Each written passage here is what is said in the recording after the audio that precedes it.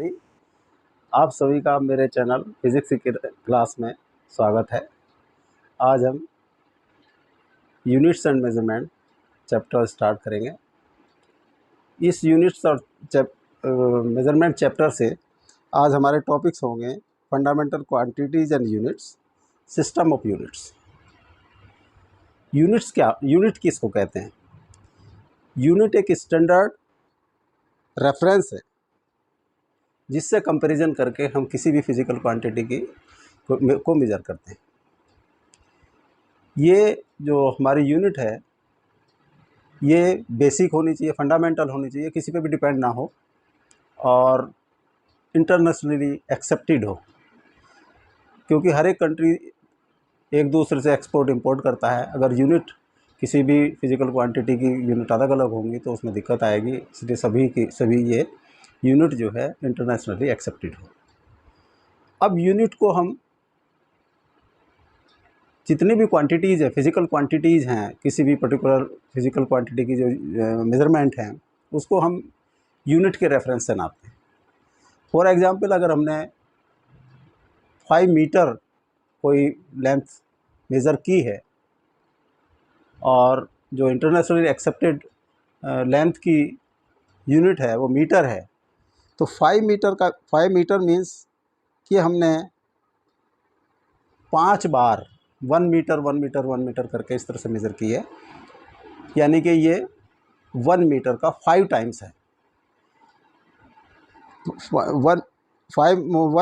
5 mm को हम ऐसे भी लिख सकते हैं 1 mm 1 metre 1 mm 1 metre 1 metre plus 1 metre plus 1 metre.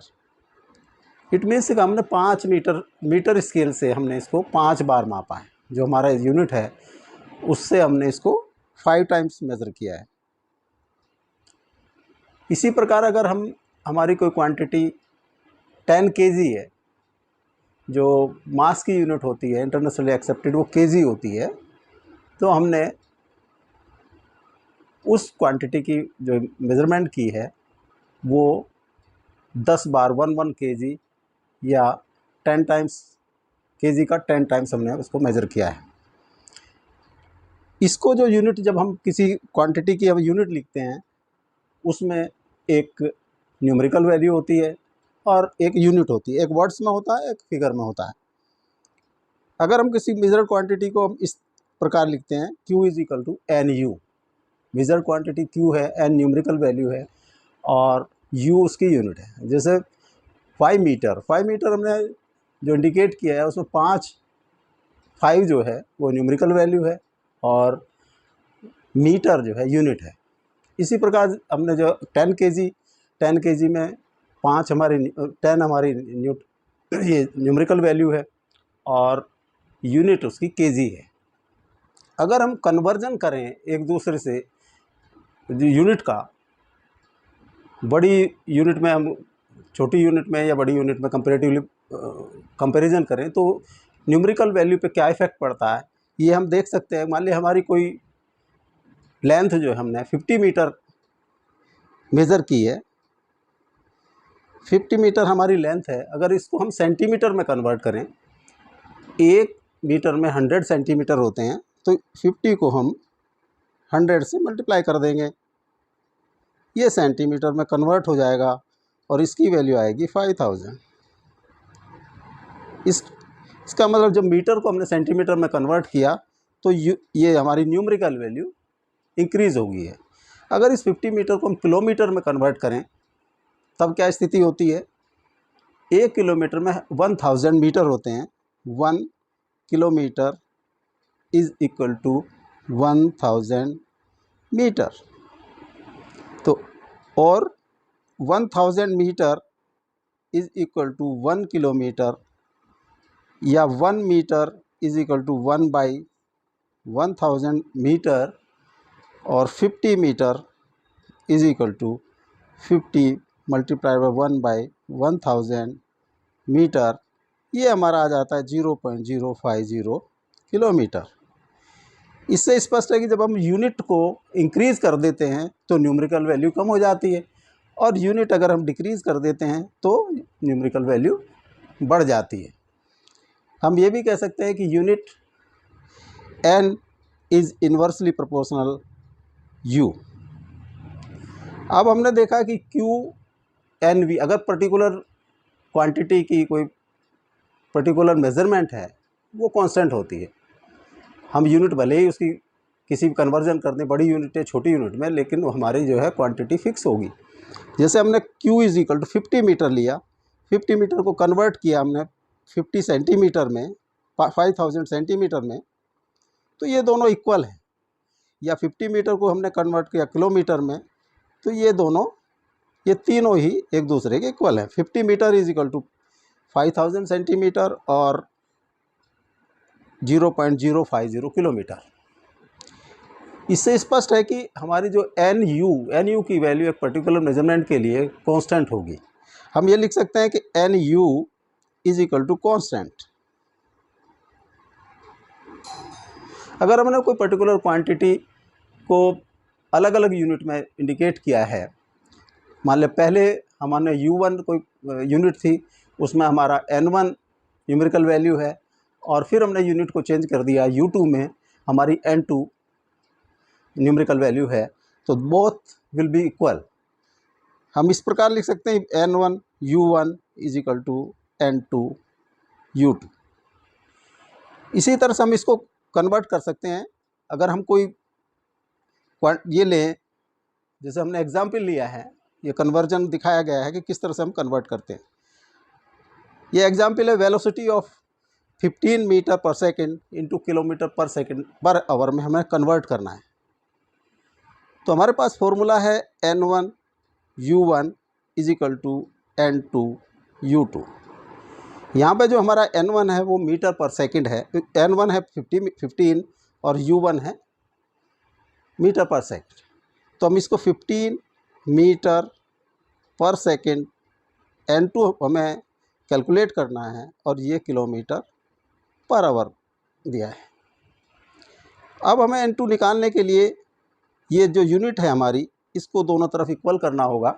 तो हम ये देखते हैं कि N2 इज किलोमीटर में 1000 मीटर होते हैं, हम 1000 मीटर लिखेंगे, और 1 आवर में 3600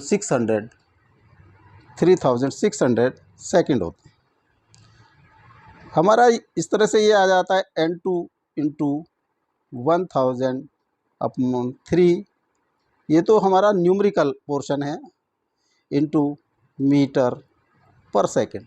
अब ये यूनिट हमारी सिमिलर होगी है दोनों तरफ, तो हम इसका न्यूमेरिकल वैल्यू को इक्वेट कर सकते हैं।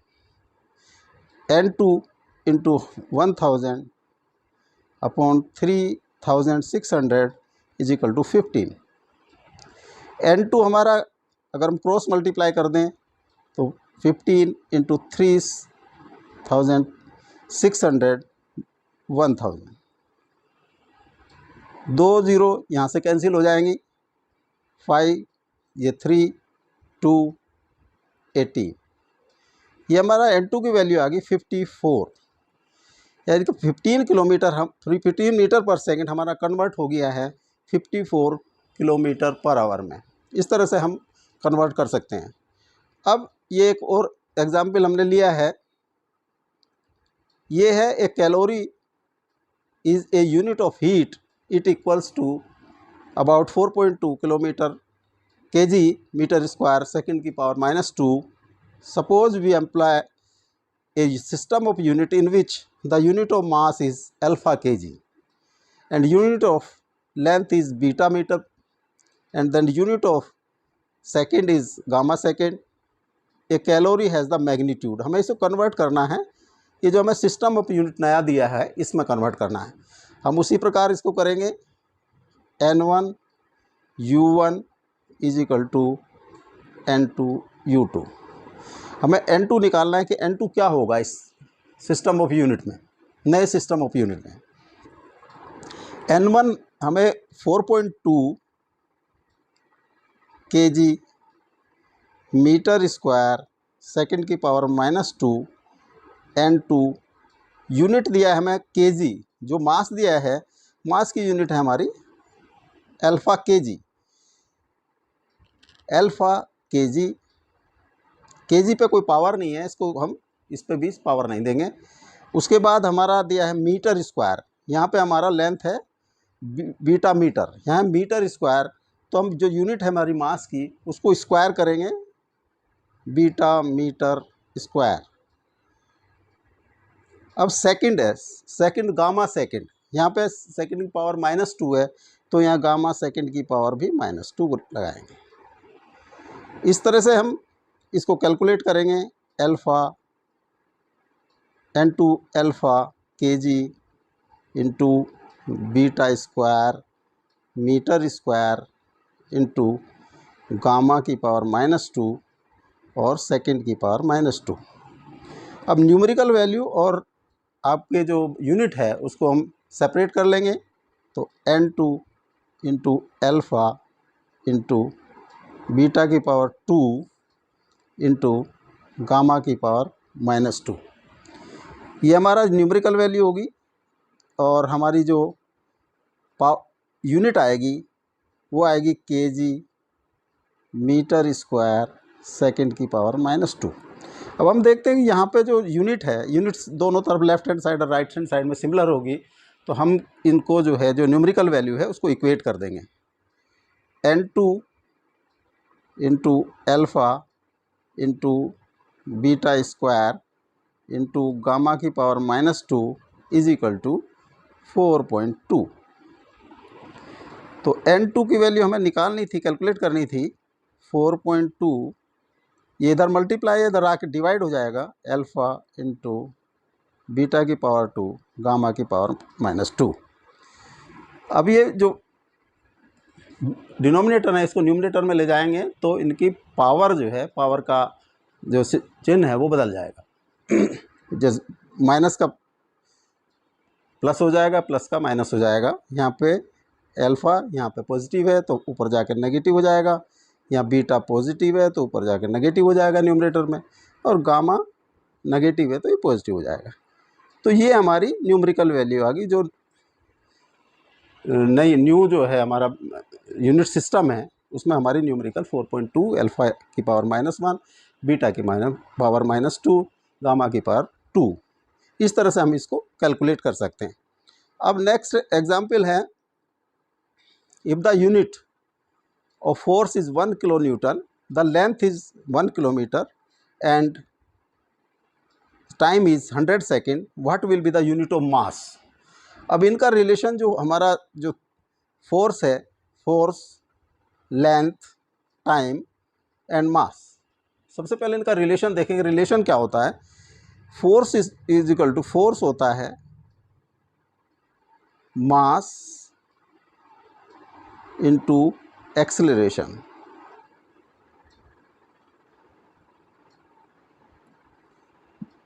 एक्सेलरेशन होता है डिस्प्लेसमेंट अपॉन टाइम का स्क्वायर, तो हम मास इंटू डिस्प्लेसमेंट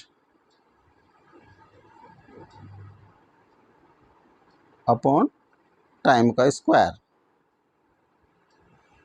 या हम यूनिट लिखें तो डिस्प्लेसमेंट की वही यूनिट होती है जो लेंथ की होती है, तो हम इस तरह से लिख सकते हैं इसको, मास इंटू लेंथ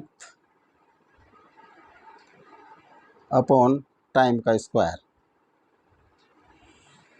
यहाँ से हम फोर्स इक्वल टू आ गया है फोर्स, तो हमारी मास हम क्रॉस मल्टीप्लाई कर देते हैं, तो मास इक्वल टू हो जाएगा हमारा फोर्स, ये टाइम क्रॉस में ऊपर न्यूमरेटर में मल्टीप्लाई हो जाएगा, और लेंथ डिनोमिनेटर में आ जाएगी। अब फोर्स जो है हमारा, फोर्स दिया है उसने जो क्वेश्चन में दिया है 1 किलो न्यूटन, तो 1 kilo Newton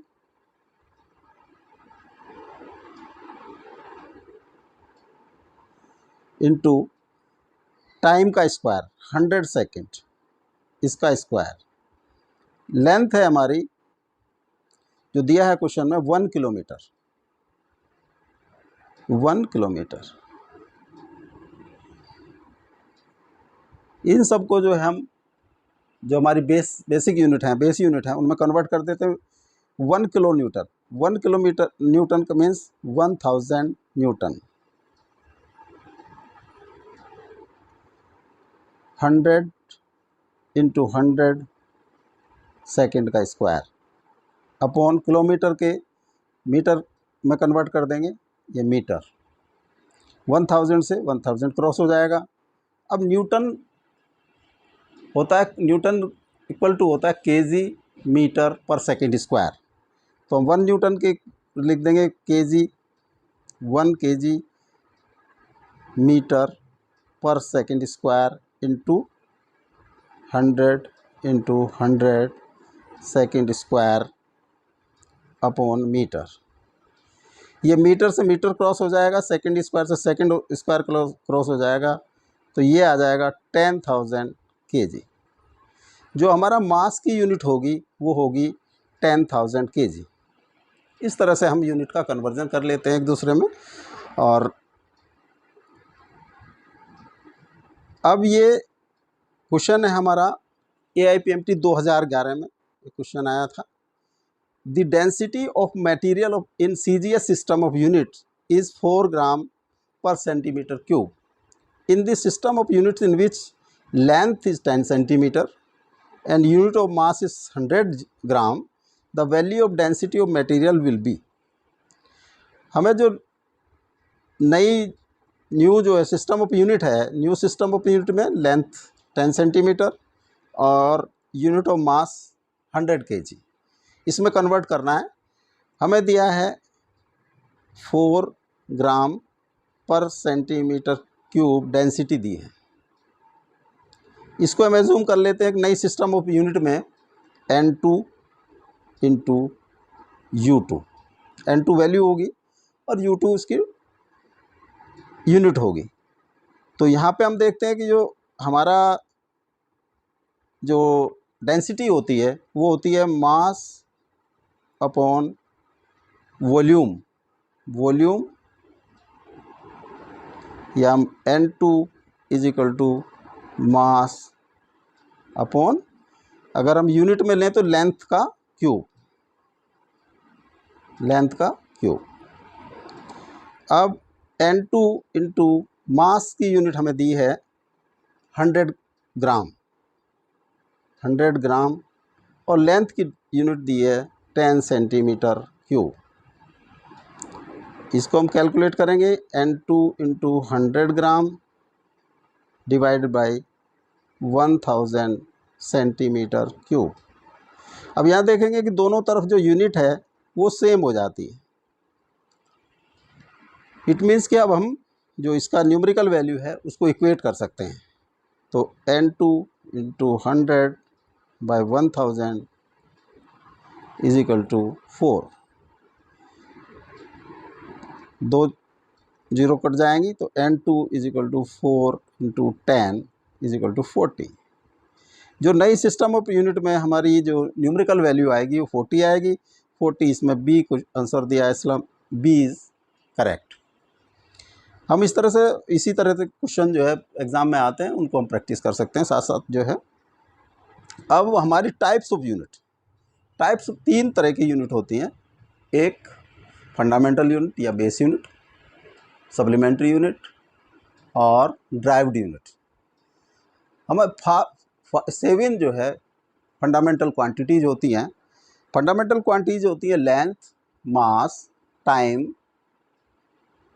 absolute temperature, current और amount of substance and luminous intensity. Length, mass, time, electric current, thermodynamic temperature, amount of substance and luminous intensity, ये 7 हमारी फंडामेंटल क्वांटिटीज़ होती हैं। फंडामेंटल उसको कहते हैं कि इनकी यूनिट किसी अन्य फिजिकल क्वांटिटी पे डिपेंड नहीं करती है, इसलिए फंडामेंटल या बेस क्वांटिटीज़ होती हैं। अब इनकी यूनिट क्या है? लेंथ की जो फंडामेंटल यूनिट है वो है हमारी मीटर, मास की यूनिट होती है किलोग्राम, टाइम की यूनिट सेकेंड, इलेक्ट्रिक करंट हम एम्पियर में मेज़र करते हैं और टेम्परेचर हम केल्विन में मेज़र करते हैं। अमाउंट ऑफ सब्सटेंस मोल होता है और luminous intensity is called candela, इसकी यूनिट जो है कैंडिला होती है। अब इस तरह से हमारी 7 फंडामेंटल यूनिट हैं, 2 सप्लीमेंट्री यूनिट है, plane angle and solid angle.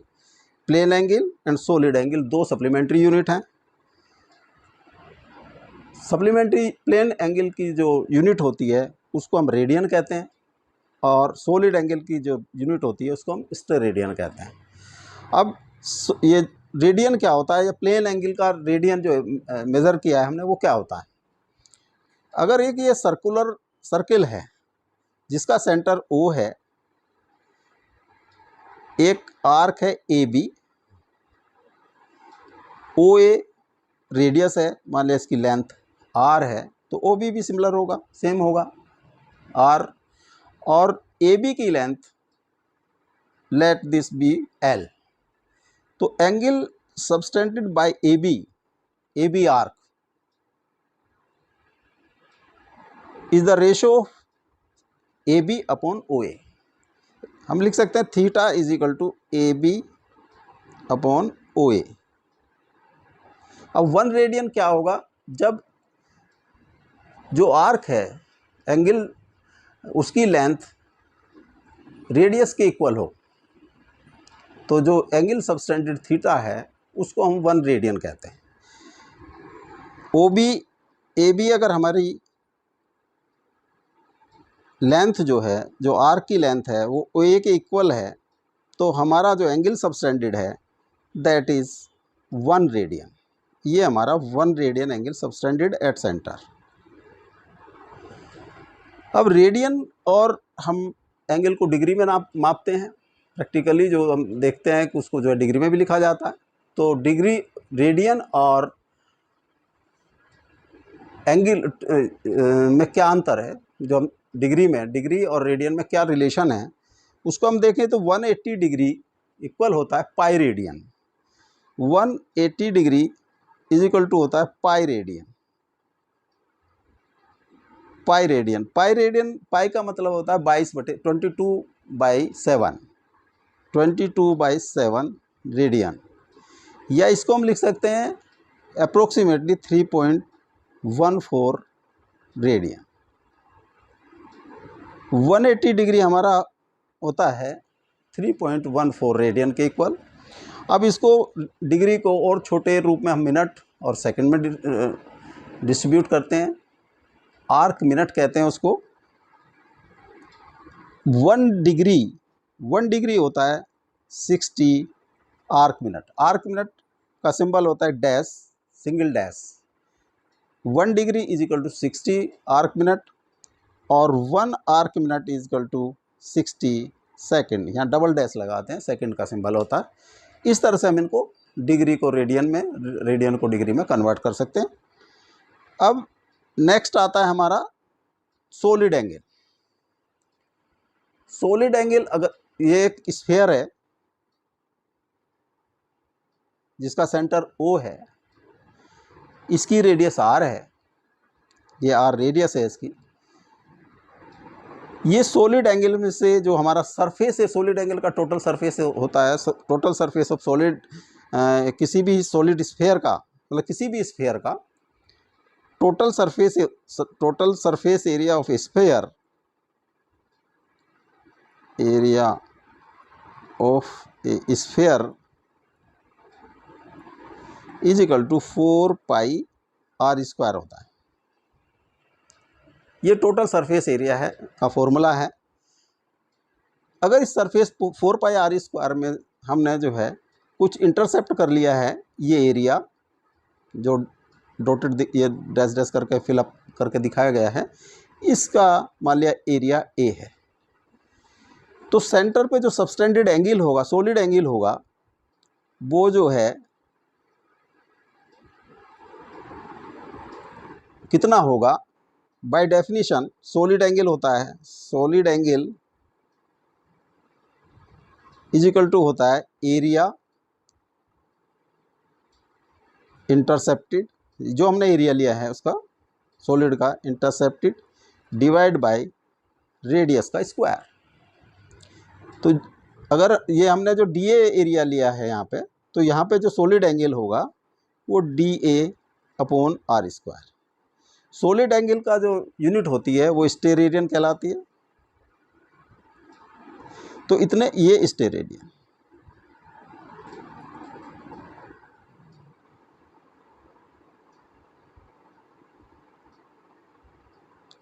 अब 1 स्टेरेडियन क्या होता है? अगर जो इंटरसेप्टेड एरिया है वो आर स्क्वायर के इक्वल है, तो angle subtended by the intercepted area that is equal to r square is 1 steradian. इसको अगर ये एरिया इंटरसेप्टेड एरिया हमारा आर स्क्वायर के इक्वल हुआ, रेडियस के स्क्वायर के, तो ये हमारा हो गया 1 स्टेरेडियन।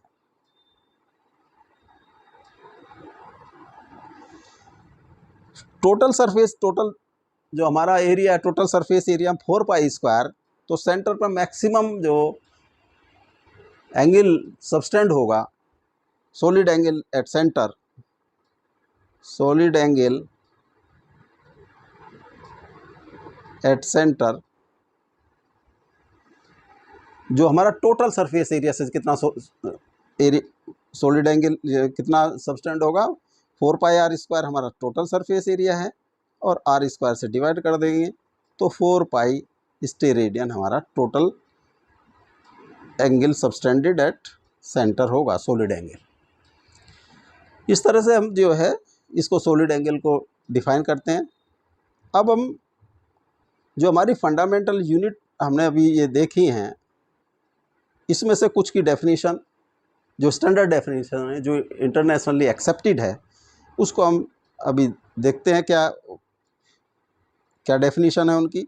जैसे मीटर की डेफिनेशन है, the path travelled by the light in vacuum in 1/29 crore 97,92,458 second. मतलब सेकेंड के इतनेवें पार्ट में जो लाइट हमारी वैक्यूम में ट्रेवल करती है, जितना पाथ ट्रेवल करती है, उसको हम 1 सेकेंड कहते हैं, 1 मीटर कहते हैं। जो हम अप्रोक्सीमेटली जो लाइट की वेलोसिटी लेते हैं, वो स्पीड जो लेते हैं 3 × 10⁸ मीटर पर सेकेंड लेते हैं, लेकिन ये एक्चुअली वैक्यूम में होती है 29,97,92,458 मीटर पर सेकेंड। ये एक्चुअल होती है। इसको अप्रोक्सीमेशन किया जाए 3 × 10⁸। अब इसको अगर मल्टीप्लाई टाइम से कर देंगे तो हमारी लेंथ आ जाएगी। लेंथ इज इक्वल टू होता है स्पीड इंटू टाइम। तो स्पीड लाइट की होती है 29,97,92,458 मीटर पर सेकेंड। इसको हमने टाइम जो हमारा दिया है ड्यूरेशन, टाइम इंटरवल, इससे अगर मल्टीप्लाई कर दें, सेम होता है, एक दूसरे क्रॉस कर जाएंगे, तो ये इस प्रकार 1 आता है। इसको हम 1 मीटर बोलते हैं। इस तरह से डिफाइन किया गया है, इंटरनेशनली ये एक्सेप्टेड है। अब कुछ यूनिट जो है हमने, ये तो हमारा मीटर जो है लेंथ की मिनट है, कुछ हमने अपनी प्रैक्टिकल, हम हमेशा लेंथ जो मीटर से बहुत ज़्यादा भी होती हैं, कुछ लंबाइयाँ कुछ बहुत छोटी भी होती हैं। हम अगर बार बार मीटर से ही, मीटर स्केल से ही मेज़र करेंगे तो वो इनकन्वीनियंट होगा। तो अपनी कन्वेंसी के लिए इंटरनेशनली ये कुछ उसको जो है हमने, मतलब जो इंटरनेशनली एक्सेप्टेड हैं, क्रिएट कर ली गई हैं। मतलब ये जो है क्रिएटेड हैं, जो डेली यूज़ में जो हमारे मेज़रमेंट ली जाती हैं। जैसे 1 किलोमीटर, हमने 1 किलोमीटर क्रिएट किया है 1000 मीटर, यानी कि 1000 मीटर होगा लेंथ हमारी, तो उसको हम 1 किलोमीटर कहेंगे। यानी कि 1 किलोमीटर इज इक्वल टू होता है 1000 मीटर।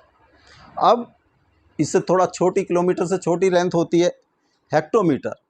उसको हमने, अगर 100 मीटर हमारे पास होगा तो उसको हम 100 मीटर, 1 हेक्टोमीटर कहेंगे। डेकामीटर, 10 मीटर को हम 1 डेकामीटर कहेंगे। और उसके बाद एक मीटर के पार्ट किए गए हैं, उनकी भी हमने क्रिएट किए हैं कुछ यूनिट इंटरनेशनली जो क्रिएट की गई हैं, वो होती हैं डेसीमीटर। डेसीमीटर होता है 1/10 मीटर।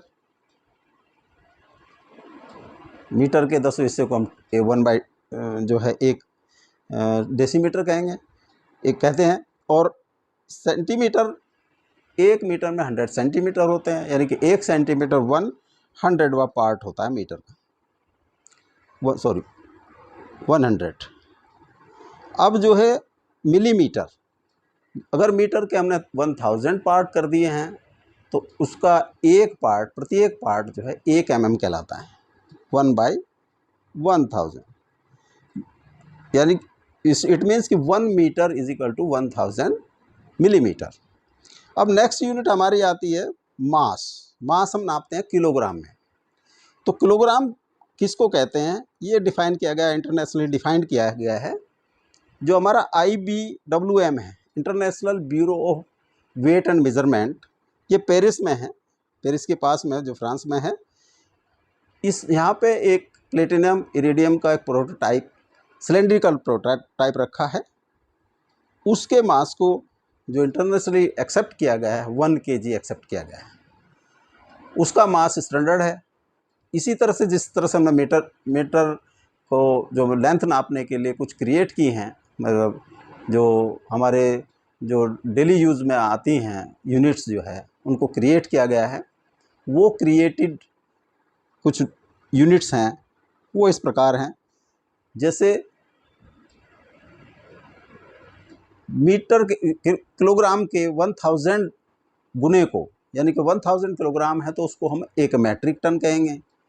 100 kg है तो उसको हम 1 कुंटल कहेंगे। 1 मैट्रिक टन होता है हमारा 1000 किलोग्राम, और 1 कुंटल होता है 100 किलोग्राम। अब किलोग्राम को छोटे पार्ट में किया गया है, क्योंकि हमें 1 kg से कम की मेज़रमेंट भी करनी होती है। तो हेक्टोग्राम, किलोग्राम के 1/10 पार्ट को, अगर किलोग्राम को 10 हिस्सों में 10वां हिस्सा इक्वल पार्ट में कर दिया जाए तो 1/10 पार्ट हमारा एक हेक्टोग्राम कहलाता है। 100 पार्ट 1 किलोग्राम कहलाता है, और 1000 पार्ट 1 ग्राम कहलाता है। अब ग्राम से भी छोटी मेजरमेंट होती हैं, उनको भी मापा जाता है। उसके लिए जो प्रैक्टिकल यूनिट है जो क्रिएट की गई है, ग्राम को हमने डेसीग्राम में कन्वर्ट किया। 1/10 पार्ट को अगर ग्राम के 10 भाग कर दिए जाएँ तो each part is called decigram, 1 decigram. Gram के अगर हम 100 पार्ट कर दें तो वो 1 पार्ट इज़ कॉल्ड 1 सेंटीग्राम, और ग्राम के अगर हमने 1000 पार्ट कर दिए तो वो दैट इज़ कॉल्ड 1 मिलीग्राम। अब नेक्स्ट यूनिट है हमारी एम्पियर। एम्पियर की जो इंटरनेशनली एक्सेप्टेड यूनिट है, एक्सेप्टेड डेफिनेशन है, उसमें अगर हमारे 2 वायर हों इनफाइनाइट लेंथ के, और हमारा इनका जो है जो क्रॉस सेक्शनल एरिया वो नेग्लिजिबल हो, और ये इनफाइनाइट लेंथ के हैं और कंडक्टर वायर हैं, इनको हम वैक्यूम में 1 मीटर अपार्ट रख दें, 1 मीटर। इनके दोनों के अंदर सेम जो है हम करंट प्रवाहित करें। मान लिया करंट हमने I फ्लो कराया। अगर इन दोनों जो वायर हैं, जो कंडक्टर हैं, इनके बीच में 2 × 10⁻⁻7 न्यूटन पर metre of length of conductor की फोर्स डेवलप होती है। तो जो हमने करंट इसमें फ्लो कराया दैट इज कॉल्ड 1 एम्पियर। इस तरह से इसकी एम्पियर की डेफिनेशन इंटरनेशनली एक्सेप्टेड की गई है। अब नेक्स्ट आता है हमारा केल्विन। टेम्परेचर को हम केल्विन में नापते हैं, मेज़र करते हैं। एक केल्विन किसको कहते हैं, इसको भी इंटरनेशनली एक्सेप्ट किया गया है, उसकी डेफिनेशन को। वो डेफिनेशन इस तरह से है, जो वाटर का हमारा ट्रिपल पॉइंट है, triple point of water. Triple point का मतलब है कि इस पर्टिकुलर टेम्परेचर पे वाटर तीनों स्टेट में एग्जिस्ट कर सकता है, सॉलिड, लिक्विड एंड वेपर। ये टेम्परेचर होता है, ट्रिपल पॉइंट ऑफ वाटर होता है। ट्रिपल पॉइंट ऑफ वाटर, ये ट्रिपल पॉइंट ऑफ वाटर ये होता है 273.16 केल्विन और 0.01 डिग्री सेंटीग्रेड। ये होता है at 46 centimetre Hg column pressure. इतने प्रेशर पे और इस टेम्परेचर पे ये जो है वाटर तीनों स्टेट में एग्जिस्ट कर सकता है। जो ट्रिपल पॉइंट का है उसका 123.16 पार्ट, ये है ट्रिपल पॉइंट, इसका 173.16 पार्ट जो है 1 केल्विन कहलाता है। इस तरह से ट्रिपल पॉइंट से जो है इसको जोड़ा गया है। अब केल्विन और टेम्परेचर जो डिग्री सेंटीग्रेड है उसमें क्या रिलेशन होता है उसको हम देखते हैं। जो केल्विन के, अगर हम टी टेम्परेचर को केल्विन के में लिखें, केल्विन में लिखें तो ये होता है, मतलब टी हमारा स्मॉल टी डिग्री सेंटीग्रेड में है, इसमें हम 273.15 ऐड कर देते हैं तो ये हमारा केल्विन में कन्वर्ट हो जाता है। एक यूनिट होती है टेम्परेचर की फ़ारेनहाइट। तो फ़ारेनहाइट और डिग्री सेंटीग्रेड में जो रिलेशन होता है वो इस तरह से होता है, सी डिग्री सेंटीग्रेड में टेम्परेचर 5/9 F इंटू F-32। ये फ़ारेनहाइट में टेम्परेचर है, यहाँ पर लिखेंगे, और यहाँ सेंटीग्रेड डिग्री सेंटीग्रेड में। इस तरह से ये आपस में रिलेटेड हैं, हम इनको कन्वर्ट कर सकते हैं। अब नेक्स्ट यूनिट आती है हमारी मोल। जो अमाउंट ऑफ सब्सटेंस है उसको हम मोल में मेज़र करते हैं। मोल की जो डेफिनेशन दी गई है वो है, जो एटम हमारे जो 0.012 किलोग्राम, 12 किलोग्राम में 12 ग्राम होते हैं। कार्बन 12 में जो एटम की संख्या होती है, कितनी संख्या होती है? 12 ग्राम। 12 ग्राम कार्बन 12 का ग्राम एटॉमिक मास होता है।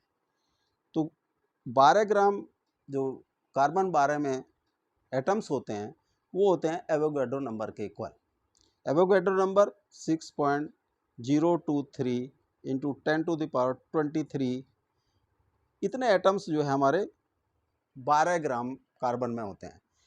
तो किसी भी सब्सटेंस के जो सब्सटेंस है हमारे पास, उसका एक मोल क्या कहलाता है कि उसमें जो एंटिटीज़ हैं, एलिमेंट्री एंटिटीज़ मतलब एटॉमिक रूप में तो एटम और मोलिकुलर रूप में तो मोलिक्यूल, इसके इक्वल हैं, एवोगाड्रो नंबर के इक्वल हैं, तो वो हमारा एक मोल कहलाता है।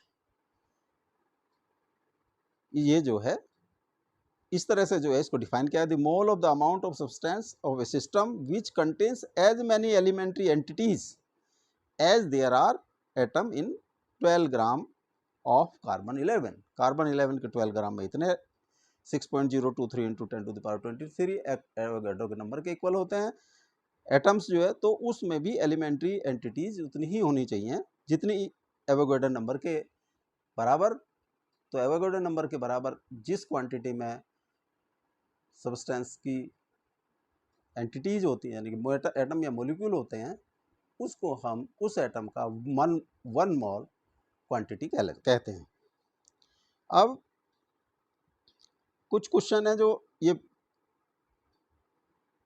क्वेश्चन आया था हमारा जो है नीट 2020 में, the angle 1 minute of in radian is nearly equal 2.91 10⁻⁻4 radian, 4.85 into 10⁻⁻4 radian, 4.8 into 10⁻⁻6 radian और 1.75 इंटू 10⁻⁻2 रेडियन। इसको अब हमें सोल्व करना है। 1 मिनट जो एंगल है, आर्क एंगल है, उसको हमें कन्वर्ट करना है रेडियन में। अभी हमने देखा कि 180 डिग्री जो हमारा 180 डिग्री होता है वो पाई रेडियन के इक्वल होता है, पाई रेडियन या 3.14 रेडियन, ये इनमें रिलेशन होता है। अब 1 डिग्री जो 1 डिग्री होता है वो होता है 60 आर्क मिनट के।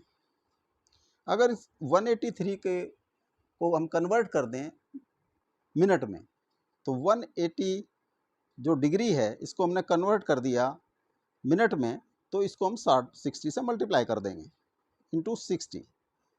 ये मिनट होगी हमारी, आर्क मिनट होगी 180 डिग्री में। ये हमारा है 3.14 रेडियन के इक्वल। इसको मल्टीप्लाई करेंगे तो ये आएगा 10,800 minute, arc minute is equal to 3.14 radian. इस फिगर को हम लिख देंगे, अगर हम पावर्स में लिखना चाहें तो 1.08 into 10⁴ arc minute is equal to 3.14 radian. तो 1 मिनट, 1 आर्क मिनट होगा हमारा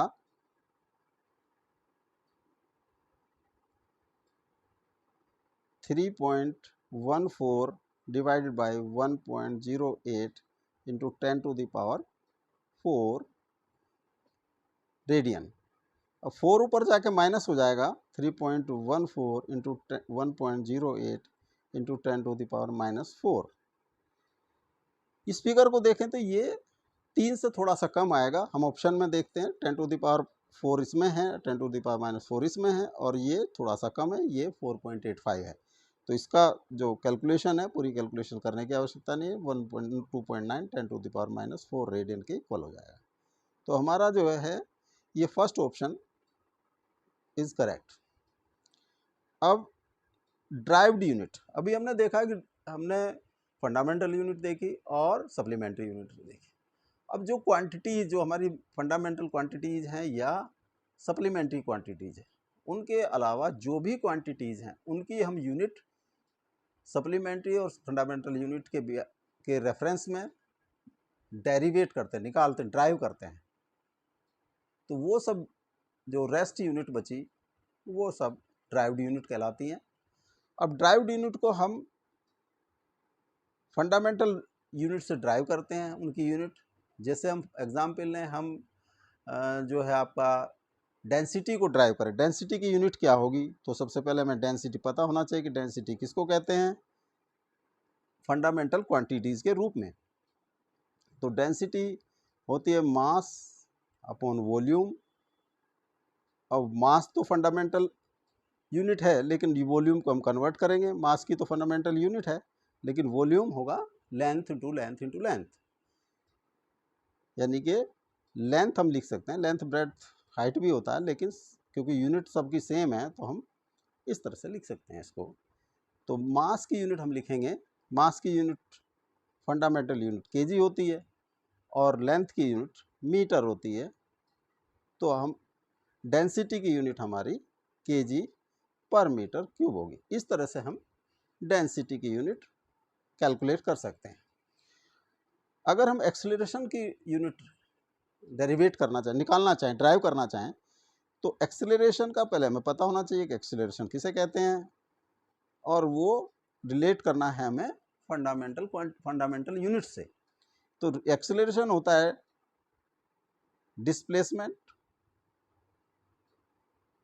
डिस्प्लेसमेंट अपॉन टाइम का स्क्वायर। तो डिस्प्लेसमेंट की जो डिस्प्लेसमेंट मीन्स लेंथ, लेंथ की यूनिट होती है मीटर, तो मीटर, और टाइम की यूनिट होती है सेकंड। तो मीटर पर सेकंड स्क्वायर एक्सेलरेशन की ड्राइव्ड यूनिट होगी। हम इस तरह से यूनिट को ड्राइव कर सकते हैं। अब हम कुछ ये जो है, अगर हम फोर्स की यूनिट ड्राइव करना चाहें तो फोर्स हमें सबसे पहले तो हमें रिलेशन पता होना चाहिए फंडामेंटल यूनिट से, उसका क्या रिलेशन है। फिर फंडामेंटल यूनिट की हम फंडामेंटल क्वांटिटीज़ की हम यूनिट रख देंगे तो फोर्स की यूनिट आ जाएगी। जैसे फोर्स होता है हमारा, फोर्स इज इक्वल टू होता है मास इनटू एक्सेलरेशन। तो मास तो हमारा फंडामेंटल क्वांटिटी है, इसके हमारे पास फंडामेंटल यूनिट है। एक्सेलरेशन को हम लिखेंगे डिस्प्लेसमेंट अपॉन टाइम का स्क्वायर। ये अब हमारा कन्वर्ट हो गया फंडामेंटल क्वांटिटीज़ में। अब मास की यूनिट होती है केजी और डिस्प्लेसमेंट की यूनिट होती है मीटर और टाइम की यूनिट होती है सेकंड। तो सेकंड का स्क्वायर करेंगे तो इसकी यूनिट होगी केजी मीटर पर सेकंड स्क्वायर। इसको हम न्यूटन भी बोलते हैं। इस तरह से हमने फोर्स की जो फंडामेंटल यूनिट है उसको हम निकाल लेते हैं, कैलकुलेट कर लेते हैं। अब नेक्स्ट है, अगर हम यूनिवर्सल जो कांस्टेंट ऑफ ग्रेविटेशन जी की यूनिट निकालना चाहें तो हमें सबसे पहले जी का जो है कोई फॉर्मूला जो फंडामेंटल यूनिट से उसको रिलेट करता हो वो पता होना चाहिए, और फिर हम उसकी यूनिट उसी तरह से ड्राइव कर लेंगे। जैसे हम जी का फॉर्मूला जानते हैं कि जो हमारा ग्रेविटेशन कांस्टेंट ऑफ ग्रेविटेशन है वो होता है force F is equal to, इससे रिलेटेड होता है, इससे रिलेट करता है m1 mass into mass upon उनके बीच की डिस्टेंस। तो जी हमारा हो जाएगा एफ, अगर क्रॉस मल्टीप्लाई कर दें या आर इधर चला जाएगा, are square upon m1 m2। अब इनकी हम इसमें जो आर है ये डिस्टेंस है, m1 m2 मास है और फोर्स है। फोर्स की अभी हमने कैलकुलेट की है, वो है kg मीटर पर सेकंड स्क्वायर। तो यहाँ पे हम सबकी यूनिट रख देंगे kg मीटर पर second square into r distance है तो मीटर स्क्वायर, और नीचे kg इंटू kg। अब हम जो सिमिलर यूनिट है उनको एक अलग अलग ब्रैकेट में लिख देंगे ताकि कोई मिस्टेक ना हो। kg इंटू kg इसको एक ब्रैकेट में रखेंगे, और मीटर इंटू मीटर का स्क्वायर दूसरे ब्रैकेट में रखेंगे, और तीसरे ब्रैकेट में रखेंगे सेकंड का स्क्वायर। तो यहाँ से जो है kg -1 मीटर की पावर 3 और सेकंड की पावर -2। तो जी की जो यूनिट आ गई हमारी ये kg की पावर -1 मीटर की पावर 3 और सेकंड की पावर -2। इस तरह से हम ड्राइव करते हैं। अब जो सिस्टम ऑफ यूनिट है, तो सिस्टम ऑफ यूनिट क्या होता है, जो कंप्लीट सेट होता है फंडामेंटल यूनिट, सप्लीमेंट्री यूनिट और ड्राइव्ड यूनिट का, उसको हम सिस्टम ऑफ यूनिट कहते हैं। सिस्टम ऑफ यूनिट है जो कंप्लीट सेट है ऑफ यूनिट्स का, उसको हम ये जो है सिस्टम ऑफ यूनिट कहते हैं। जो system of 3 system of unit हैं, एमकेएस सिस्टम, सीजीएस सिस्टम और एफपीएस सिस्टम। जो एमकेएस है, MKS M stand for metre, K kilogram और S second, metre kilogram second system. अब सीजीएस सिस्टम में C stand for centimetre, G gram और second, S second. FPS में foot, pound, second system. तो इस तरह से ये 3 सिस्टम है। जो वर्तमान में जो यूज हो रहा है वो है एमकेएस, इसी सिस्टम को हम एसआई सिस्टम भी कहते हैं। इन सिस्टम में हम देखेंगे कि केवल 2 ही क्वांटिटीज की यूनिट्स का डिफरेंस है, वो है लेंथ और मास। यहाँ पे हम एम के मीटर और किलोग्राम, थर्ड तो सेम है, सेकेंड सीजी यहाँ सेंटीमीटर और ग्राम, और एफपीएस यहाँ फुट और पौंड का डिफरेंस है। बाकी सभी जो है यूनिट्स जो है तीनों सिस्टम में सेम होती हैं। अब नेक्स्ट है, इनको जो हम इंटर कनेक्ट भी कर सकते हैं, एमकेएस को सीजीएस में, सीजीएस को एमकेएस में, एफपीएस में, तीनों को आपस में इंटरकनेक्ट कर सकते हैं। उनके रिलेशन 2 ही रिलेशन हमें चाहिए, मीटर किलोग्राम, ये हमारा लेंथ वाला, और मास एम मीटर किलोग्राम, और उधर सेंटीमीटर, ग्राम और फुट और पाउंड। तो 1 मीटर में 100 सेंटीमीटर होते हैं, इस तरह से हम कन्वर्ट कर सकते हैं मीटर को। फुट में 30.48 सेंटीमीटर होते हैं या 0.3048 मीटर होते हैं। 1 किलोग्राम में 1000 ग्राम होते हैं, और 1 पाउंड में 453 ग्राम 0.6 ग्राम या 0.4536 केजी होते हैं। इस तरह से हम इनकी हेल्प से जो हम एक दूसरे सिस्टम को जो है एक सिस्टम की क्वांटिटी को किसी दूसरे अन्य सिस्टम की क्वांटिटी में चेंज कर सकते हैं, कैलकुलेट कर सकते हैं उसको इस तरह से। अब हम जैसे कन्वर्ट करें हम एक यूनिट को दूसरी यूनिट में, ये दिया है example, convert density of would that is 0.4 ग्राम पर CC, CC means cubic centimetre, convert in SI system. हमारे सीजीएस सिस्टम में दिया हुआ है और हमको MKS सिस्टम में इसको कन्वर्ट करना है। तो जिस तरह से हमने N1U1 इजिकल टू N2U2 का फॉर्मूला यूज़ किया है, उसी फॉर्मूले से इसको हम कैलकुलेट करेंगे। तो हमें दिया है 5.5 ग्राम पर cc डेंसिटी दी है, ये है हमारा N1U1। अगर हम इसको लिखें N1U1 इजिकल टू N2U2, जो डेंसिटी की यूनिट होती है kg MKS सिस्टम में, वो kg पर मीटर क्यूब होती है। अब यहाँ इनको इक्वेट कर देंगे हम, cc is equal to N2 into U2 क्या होगा, kg मीटर क्यूब। अब ये ध्यान देंगे कि हमें ये यूनिट जो है सिमिलर करनी है, सेम करनी है। ये सेंटीमीटर, क्यूबिक सेंटीमीटर है तो इधर भी हमें, और ग्राम है तो ये ग्राम में कन्वर्ट करना होगा। cc जो है सेंटीमीटर क्यूब है तो यहाँ पे भी हमें सेंटीमीटर क्यूब लाना होगा। तो N2 इंटू kg, 1 kg में होते हैं 1000 ग्राम मीटर क्यूब। यहाँ पे मीटर क्यूब है, 1 मीटर में 100 सेंटीमीटर होते हैं, इसका हमने क्यूब कर दिया। इसको हम कैलकुलेट करेंगे N2 into 1000 upon 100, 3 times 100 into gram पर सेंटीमीटर क्यूब।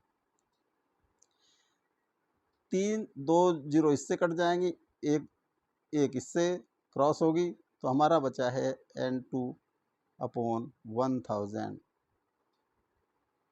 ग्राम।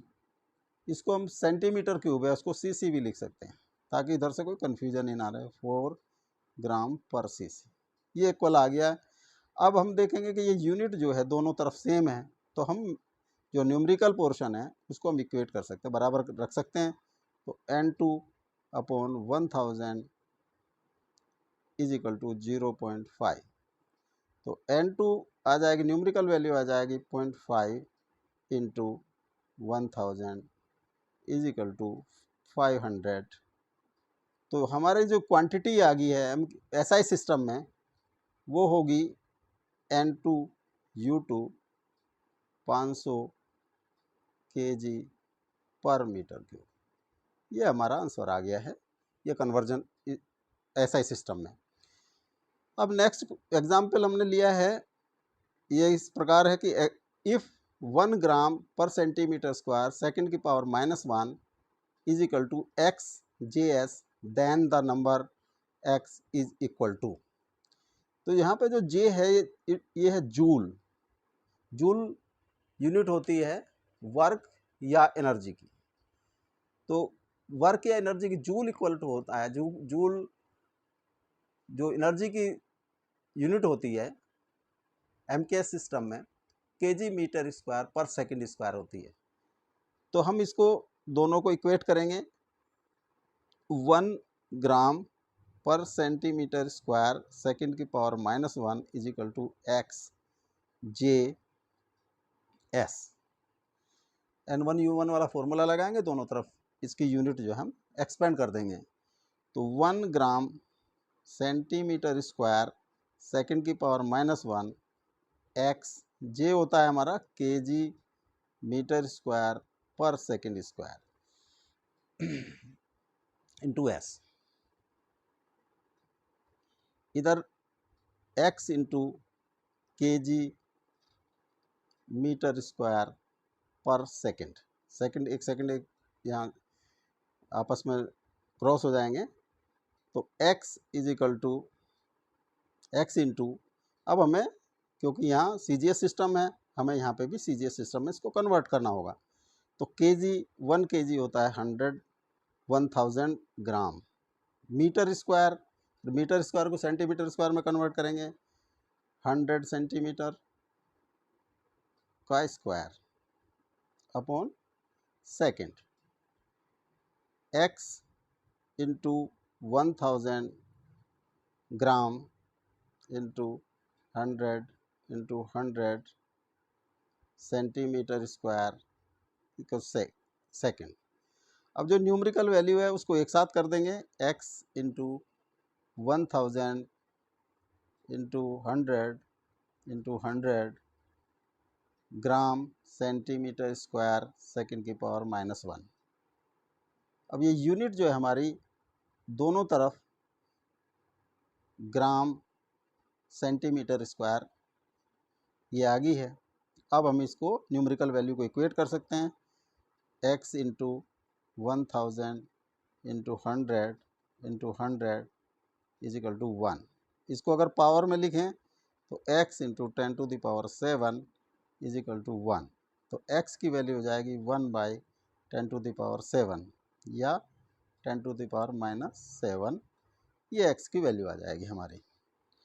अब जो है हम नेक्स्ट वीडियो में जो हमारा टॉपिक होगा, next direct method of measurement of length, हम नेक्स्ट वीडियो जो आएगी उसमें हम स्टडी करेंगे जो लेंथ के डायरेक्ट मेथड, लेंथ नापने के दो मेथड हैं, डायरेक्ट मेथड और इनडायरेक्ट मेथड। तो नेक्स्ट वीडियो में हम केवल डायरेक्ट मेथड पढ़ेंगे। डायरेक्ट मेथड में हम जो मेजरमेंट करते हैं बाय स्केल स्टडी करेंगे, by vernier callipers and by screw gauge. Thank you.